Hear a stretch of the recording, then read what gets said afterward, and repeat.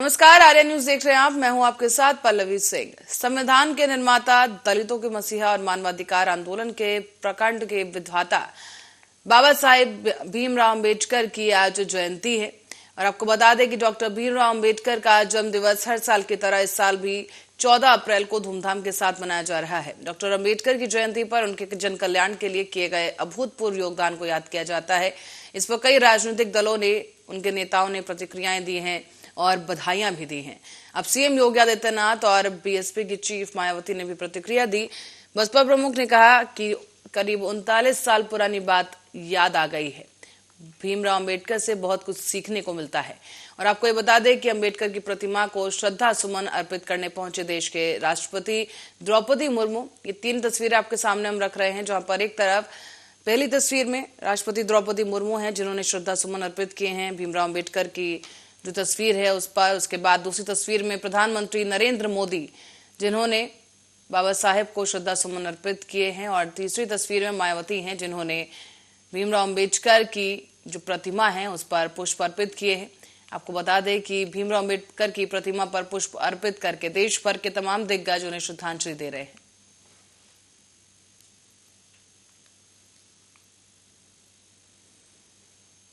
और महाराष्ट्र में राज्य के मुख्यमंत्री एकनाथ शिंदे और केंद्रीय मंत्री रामदास अठावले ने मुंबई में डॉक्टर भीमराव अम्बेडकर की 132वीं जयंती के अवसर पर उनकी प्रतिमा और अशोक स्तंभ का उद्घाटन किया है।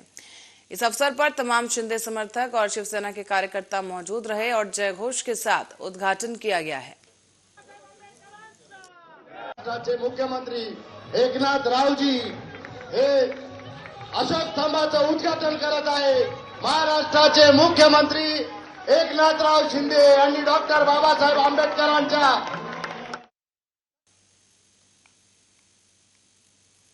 और देश भर में 14 अप्रैल यानी आज के दिन बैसाखी का त्योहार भी बड़े धूमधाम के साथ मनाया जा रहा है। सिख धर्म के साथ साथ हिंदू धर्म के लोग भी काफी इस पर्व को मानते हैं।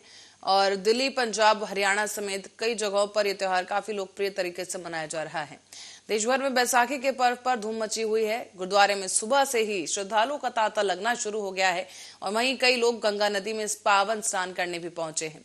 बता दें आपको कि सिख धर्म के प्रमुख त्योहार बैसाखी पर उत्तराखंड, हरियाणा और दिल्ली से लेकर पंजाब तक चारों ओर श्रद्धालु जो भक्त हैं वो लीन है भक्ति में। विभिन्न गुरुद्वारों पर भी बड़े खूबसूरत तरीके से गुरुद्वारों को सजाया गया है, दुल्हन की तरह सजाया गया है। और पंजाब के अमृतसर में खासतौर पर गोल्डन टेम्पल पर सवेरे से ही काफी संख्या में जो श्रद्धालु हैं वो पहुंच गए हैं, उनकी भीड़ लगना शुरू हो गया।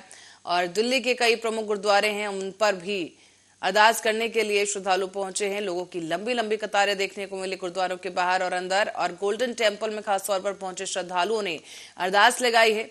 और इसी तरह से आपको बता दें कि गोल्डन टेम्पल के सरोवर में पवित्र स्नान श्रद्धालुओं ने किया है। और दिल्ली के बंगला साहिब में भी श्रद्धालुओं का कुछ ऐसा ही तांता देखने को मिला।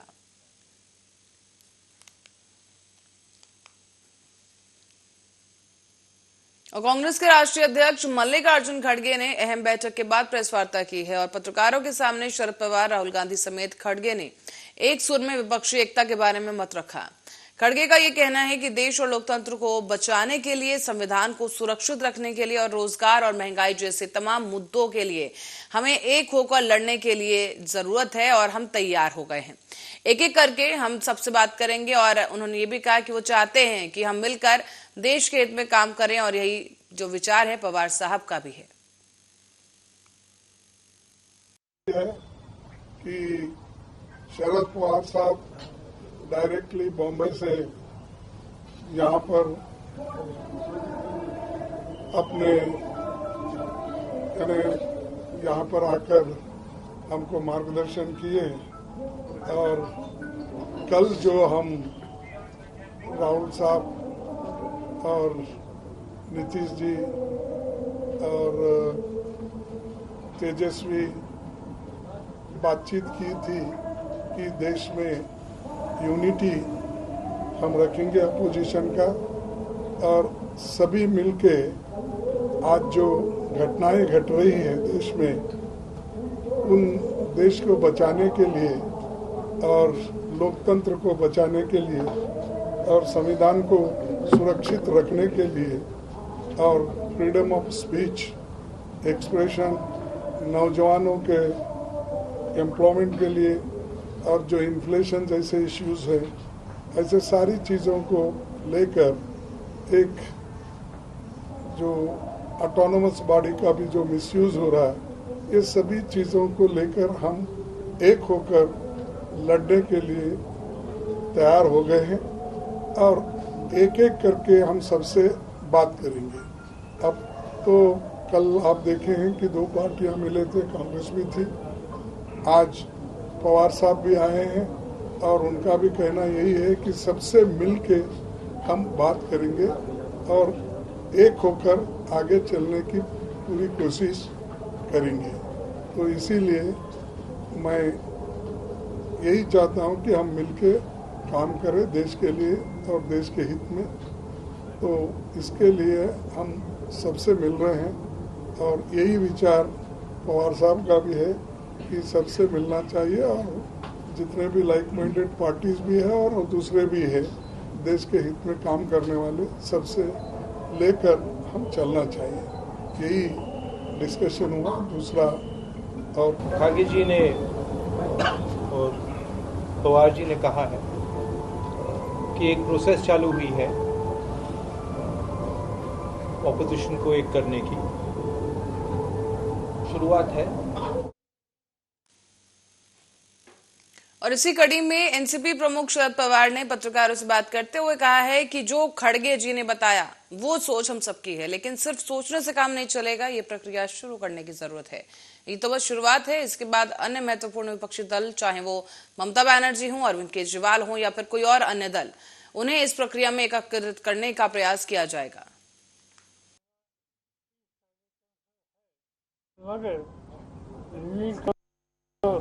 खड़गे साहब ने बताया वही थिंकिंग हम सब लोगों का है, मगर खाली थिंकिंग रखकर कोई फायदा नहीं। ये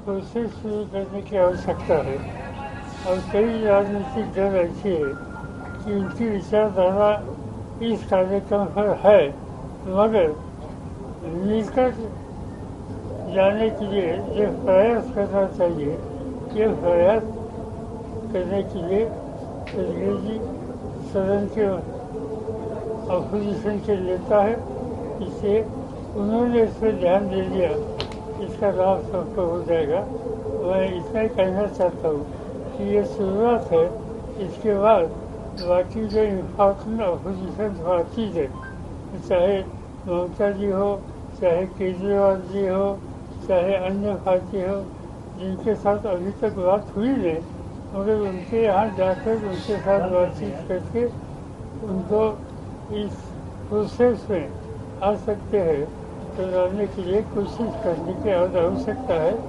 और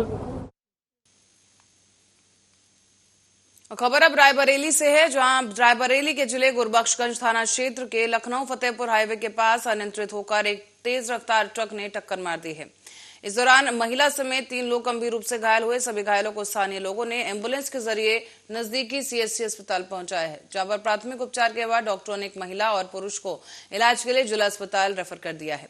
बताया जा रहा है तीसरे शख्स की हालत पहले से ठीक है। और ये भी जानकारी आपको दे दें कि फल खरीदते वक्त ये लोग अपने घर जा रहे थे, इसी दौरान सामने से आ रहे एक ट्रक ने टक्कर मार दी है। 3 लोग आए हैं, जिसमें कि एक है सियाराम और एक है परमेश्वरी ने, हाँ प्रेमावती है, एक सियाराम है, इनको काफ़ी चोटें लगी हुई हैं और इनकी जो है फ्रैक्चर भी है, हड्डियां फ्रैक्चर भी हैं, तो उनको जो है जिला अस्पताल रेफर कर दिया गया है। तीसरा मरीज जो है वो है रामकिशन, उनको श्री किशन, उनको। और उमेशपाल हत्याकांड के मुख्य आरोपी असद और गुलाम की पुलिस मुठभेड़ में हुई मौत के बाद रायबरेली के शहीद सिपाही की मां और बहन निहायत ही खुश नजर आए। दोनों ने सीएम योगी आदित्यनाथ को धन्यवाद देते हुए कहा कि उन्हें उम्मीद ही नहीं थी कि इतनी जल्दी इंसाफ मिल जाएगा। हालांकि मां बेटी को अभी भी हत्याकांड की साजिश करता माफिया अतीक और अशरफ के खिलाफ सख्त कार्रवाई का इंतजार है। बता दें आपको कि शहीद सिपाही राघवेंद्र सिंह की मां ने कहा है कि उमेशपाल की सुरक्षा में तैनात रहे उनके बेटे को गुलाम ने 3 गोलियां मारी थी। तो वहीं माफिया अतीक का बेटा असद भी सीसीटीवी में गोली चलाते हुए दिख रहा है। ऐसे में दोनों के मारे जाने पर उन्होंने सीएम योगी आदित्यनाथ का धन्यवाद किया है। योगी बाबा का धन्यवाद करेंगे। जो असद और गुलाम, जो उनका उमेश पाल का हत्याकांड में जो असद और गुलाम ने गोली चलाई थी, आज उन दोनों का ढेर हो गया है। इतने दिन के 1.5 महीने के अंदर हम योगी बाबा का धन्यवाद, बहुत बहुत धन्यवाद करते हैं। और अतीक और अशरफ, जो दोनों लोग इलाहाबाद में उनकी पेशी थी, वो लोग आए थे, उनके लिए भी सख्त कार्रवाई की जाए। जो लोग फरार हैं उनके लिए भी हम योगी बाबा का बहुत बहुत धन्यवाद करेंगे। जो गुलाम थे उन्होंने मेरे भाई पे 3 गोलियां बरसाई थी, और जिन्होंने पूरी साजिश की थी, अशरफ और जो है अतीक ने, इन लोगों ने साजिश की थी। उन लोगों का यही जो परिणाम मिला है, इससे हम बहुत खुश हैं। और आगे भी योगी बाबा से हम विनती करेंगे कि जैसे इन लोगों को दिया अपनी सज़ा, वैसे ही आगे जो फरार है और जो जेल में हैं उनको भी अच्छे से अच्छी सज़ा मिले, ताकि हम लोगों को संतुष्टि हो सके और हमारे मृतक भाई जो कि शहीद हुए। और उत्तर प्रदेश के उप मुख्यमंत्री केशव प्रसाद मौर्य ने भी माफिया डॉन अतीक अहमद के बेटे के एनकाउंटर पर यूपी एसटीएफ को बधाई दी है। केपी मौर्य का कहना है कि यूपी एसटीएफ को बधाई, उमेश पाल एडवोकेट और पुलिस के जवानों के हत्यारों का यही हश्र होना था। और प्रदेश के अपराधियों को अब समझ लेना चाहिए कि ये नया भारत है और ये योगी सरकार है, सपा की सरकार नहीं जो अपराधियों को संरक्षण देती थी। साथ ही उमेश पाल की पत्नी जयपाल ने भी इस एनकाउंटर के बाद पुलिस टीम और सीएम योगी आदित्यनाथ का धन्यवाद किया है। उन्होंने कहा कि मैं मुख्यमंत्री योगी आदित्यनाथ का धन्यवाद करती हूं कि उन्होंने जो किया बहुत अच्छा किया है। उन्होंने अपनी बेटी के सुहाग के कातिलों को सजा दिलाई। वह मारे गए हैं, यह सूचना मुझे मिली है। मैं पूरी एसटीएफ टीम को बधाई देता हूं, और जो अपराध करेगा वो बचेगा नहीं, या तो फांसी में चढ़ेगा, और अगर पुलिस के सामने सरेंडर नहीं करेगा तो पुलिस को जवाबी कार्रवाई करनी पड़ती है। कितनी बड़ी कार्रवाई है? ये बहुत ऐतिहासिक कार्रवाई है, बहुत बड़ा संदेश है, और अपराध करने वालों को ये है कि अब अपराध करने वालों की राजनीति का युग समाप्त हो गया है। इसलिए अपराध का रास्ता छोड़ करके सही रास्ते पे आवे, और जो अपराधी आज भी भागे भागे फिर रहे, अभी भी पुलिस के सामने वो आत्मसमर्पण कर दे, न्यायालय के सामने आत्मसमर्पण कर दे। नहीं, समाजवादी पार्टी ये चाहती है कि पुलिस के जवान बलि चढ़ जाएं, तो भारतीय जनता पार्टी की सरकार है, योगी आदित्यनाथ जी के नेतृत्व में सरकार है। मुझे पूरा विश्वास है कि हम अपने पहले तो मैं माननीय मुख्यमंत्री जी को धन्यवाद देती हूँ, जो उन्होंने आज इतना बड़ा फैसला को अंजाम दिया। उन्होंने जो किया है बहुत अच्छा किया है। उन्होंने अपनी बेटी का सुहाग के कातिलों को सजा दिलाई। मैं उनका बार बार आभार व्यक्त करूंगी कि वो पिता समान सब है। उन्होंने जो किया बहुत अच्छा किया है। इंसाफ तो हुआ ही है, लेकिन क्या कर रहे हैं यार? आगे भी रास्ता इसी तरह मैं मांग करूंगी कि इंसाफ आगे भी दे। और जो पुलिस कर्मचारी हैं उन्होंने बहुत सहयोग किया, बड़ी प्रतिष्ठा के बाद, बड़ी मशक्कत के बाद इस तरह। और ईडी की चार्जशीट को लेकर आम आदमी पार्टी के सांसद संजय सिंह ने प्रेस कॉन्फ्रेंस कर जमकर सवाल उठाए। संजय सिंह का कहना है कि जब न्यायालय में दिए गए बयान और ईडी की स्टेटमेंट में मेरा नाम नहीं था, तो किसके दबाव में आकर ईडी के अधिकारियों ने चार्जशीट में मेरा नाम लिखा है। और इस बीच संजय सिंह ने पीएम मोदी से भी सवाल किए हैं। कहा कि क्या कुछ हुआ है, ये आप भी सुनिए। अब मैं भारत के प्रधानमंत्री से, देश की ईडी से, उन तमाम अधिकारियों से यह पूछना चाहता हूं कि किसके दबाव में, जब बयान में मेरा नाम नहीं, न्यायालय के सामने दिए गए बयान में मेरा नाम नहीं, ईडी के सामने दिए गए स्टेटमेंट में मेरा नाम नहीं, तो ईडी के अधिकारियों की हिम्मत कैसे हुई कि उन्होंने चार्जशीट में मेरा नाम लिखकर मुझे बदनाम करने की कोशिश की, मीडिया में मेरे खिलाफ खबरें चलवाई, भारतीय जनता पार्टी के लोगों के द्वारा प्रायोजित पीसी कराई गई। और मैं आज इस प्रेस वार्ता के माध्यम से कहना चाहता हूं ईडी के अधिकारियों से कि नरेंद्र मोदी जी ने तो अपने लिए नियम बना लिया है, रिटायरमेंट की उम्र उनकी 75 साल है, लेकिन न्याय की प्रक्रिया में जब तुम लोग फंसोगे तो फिर दुनिया में कोई बचाने नहीं आएगा। ऐसे झूठे और बेबुनियाद काम मत करो, ऐसे फर्जी बदनाम करने की कोशिश मत करो। और इसलिए क्योंकि इस झूठे चार्जशीट के आधार पर मेरे खिलाफ टीवी चैनल पे खबर चली, मेरे खिलाफ भाजपाइयों ने प्रेस वार्ता करी, मेरे खिलाफ तमाम दुष्प्रचार किया ईडी ने। इसलिए ईडी के तमाम अधिकारियों के खिलाफ, इनके डायरेक्टर एसके मिश्रा के खिलाफ, इनकी अधिकारी जिसने इस पे दस्तखत किया है भानुप्रिया के खिलाफ, इनका आईओ जोगेंद्र सिंह के खिलाफ डिफेमेशन का केस करूंगा, आपराधिक मानहानि का मुकदमा करूंगा, इनको बेनकाब करूंगा। पूरा जीवन ईमानदारी से बिताया है। मैं प्रधानमंत्री जी से कहना चाहता हूं, इस जन्म में नहीं, अगले जन्म में भी भ्रष्टाचार के एक भी सबूत और प्रमाण मेरे खिलाफ नहीं पाओगे। मैंने पूरा जीवन एक फक्कड़ की तरह ईमानदारी से बिताया है, आगे मरते दम तक उसी रास्ते पर चलूंगा। दिनेश अरोड़ा न्यायालय के सामने बयान नहीं देता, मेरा नाम नहीं लेता। दिनेश अरोड़ा ईडी के सामने नहीं कहता कि मेरे कहने पे कोई लिखकर साफ ट्रांसफर हुई, न न्यायालय के सामने कहता है, बल्कि न्यायालय के सामने तो कह रहा है कि आपके leaders Manish Sisodia, Sanjay Singh liquor consumption नहीं करते, नहीं पीते, और उसके बाद भी आपने मेरा नाम चार्जशीट में डाल दिया। तो डाला क्यों? अब इसकी क्रोनोलॉजी मैं आपको बताता हूं। ये क्यों डाला, ये क्यों दुश्मनी निभाई जा रही मुझसे, ये अब आप देखिए। 12 दिसंबर को ये मेरा संसद में दिया गया भाषण है। कब?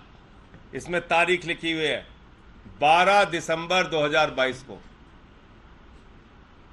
मैंने ईडी के मिसयूज के खिलाफ लोकतंत्र के सर्वोच्च मंदिर में 12 दिसंबर 2022 को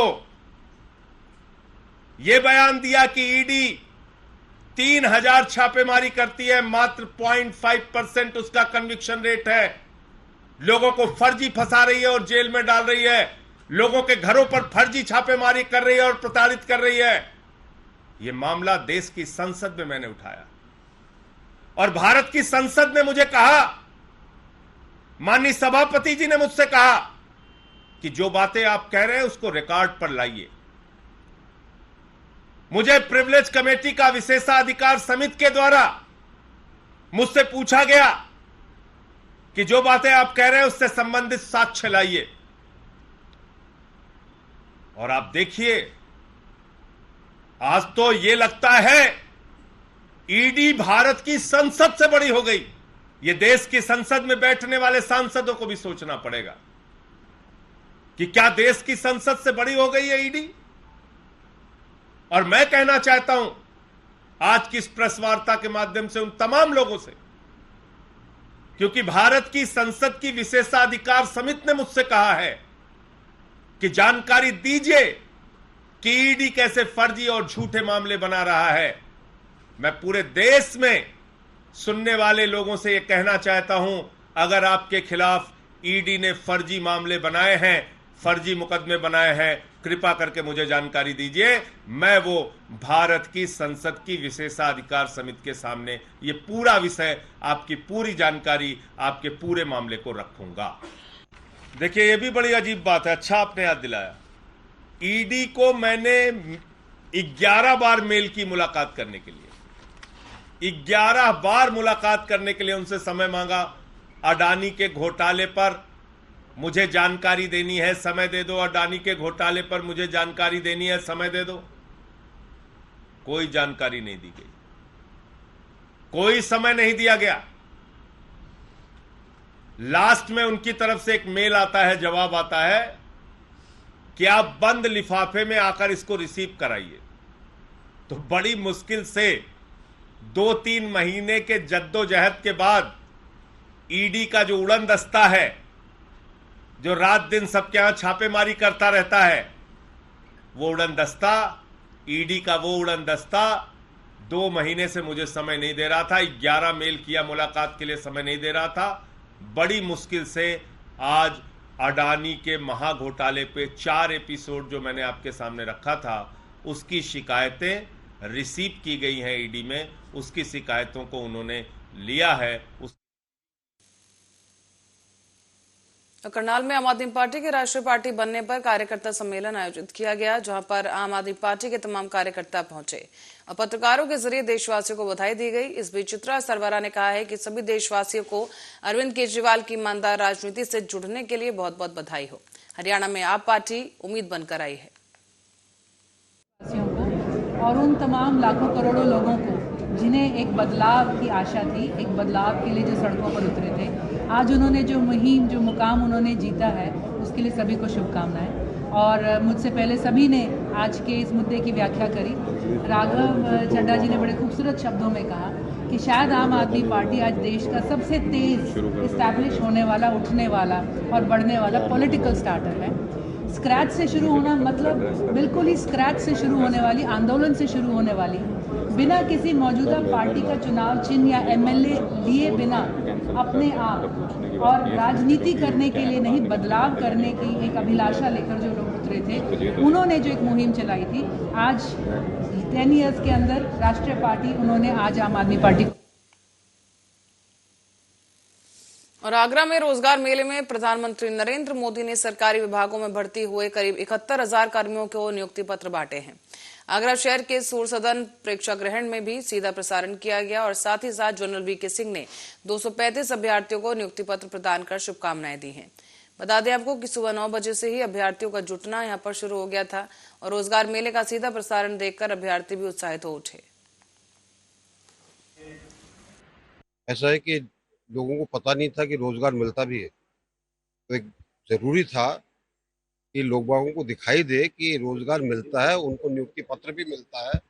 और एक ये जो प्रधानमंत्री जी का एक पूरे देश को उनका वायदा था कि 10 लाख सरकारी नौकरियां मिलेंगी, तो दिखना भी चाहिए, नहीं तो आपको कैसे पता चलेगा। तो आज जो रोजगार मेला हुआ है, अलग अलग जगह पर आयोजित किया गया, 71,000 से ज्यादा आज नियुक्ति पत्र दिए गए।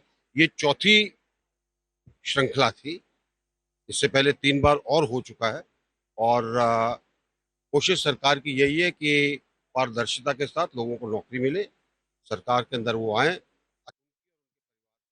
बुलेटिन में फिलहाल के लिए इतना ही। बने रहे हमारे साथ, देखते रहे आर्या न्यूज।